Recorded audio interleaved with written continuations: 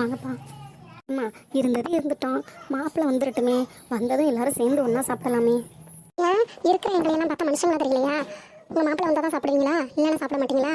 அவன் என்ன நீங்கள் கூப்பிட்டோன்னு ஓடி வரத்துக்கான்? அவன் கூப்பிட்டு நாயா? அவன் வேலைகளை பார்த்துட்டு வேலையை முடிச்சுட்டு வர வேண்டாம்? வேலை பார்க்குற இடத்துல சொல்லிட்டு வர வேண்டாம்?